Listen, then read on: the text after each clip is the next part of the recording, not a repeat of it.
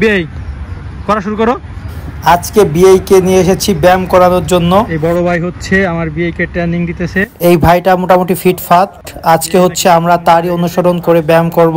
মূলত আমার এই বিয়ে হচ্ছে প্রতিনিয়ত এখন থেকে জিম করবে, সে কারণে ও হচ্ছে ফ্রি ভাবে জিম করার উদ্দেশ্যে এখানে এসেছে। আমরাও এসেছিলাম ঘোরার উদ্দেশ্যে, তো যেহেতু ঘোরার উদ্দেশ্যে সেখানে ফ্রি ভাবে পেয়েছি তো ফ্রি জিনিস ছাড়েকে। যাই হোক, ওর হচ্ছে মেদ বেড়ে গেছে, সে কারণে হচ্ছে ও প্রতিনিয়ত ব্যায়াম করার জন্যই এখানে আসতে চেয়েছিল। তো আমি বলেছিলাম যে আচ্ছা ঠিক আছে, আগে আমাদের এটার জন্য পর্যাপ্ত জ্ঞান থাকা দরকার, কারণ আন্দাজে এটা যদি আমরা করি তাহলে আমাদের শরীরের জন্য প্রচুর ক্ষতি হতে পারে। তো এখানে দেখলাম এক অভিজ্ঞ ভাই, সে হচ্ছে আমাদের দেখিয়ে দিতেছে। যাই হোক, ভাইয়ের মন মানসিকতা অনেক ভালো। তো আমি পাশ থেকে হচ্ছে দেখতেছিলাম যে এখানে কি করা যায়। আমি এখানে শোয়ার সাথেই আমি মাটিতে পড়ে গিয়েছি, আর বিয়ে এদিক দিয়ে একদম হেসে শেষ হয়ে যাচ্ছে যে আমি আসলে বুঝতে পারি নাই যে এখানে কি করে। তারপরে আমি ওখানে পড়ে যাওয়ার পরেও বুঝতে পারি নাই যে এখানে আসলে কিভাবে ব্যায়াম করব। তো ভাইয়াকে বললাম যে ভাইয়া কিভাবে ব্যায়াম করা যায় এখানে। তো ভাইয়া আগে বলতেছিল যে এই ছোটটা শিখো, দেন ওইটার দিকে আমরা ফোকাস দেই। তো এখান থেকে আমি হচ্ছে পিছনের দিকে ঝুঁকতেছিলাম কয়েকবার। আমার বিয়ে হচ্ছে প্রচুর ফাজিল, সে হচ্ছে পাশ থেকে আমাকে ভুল ভাল বলতেছিল,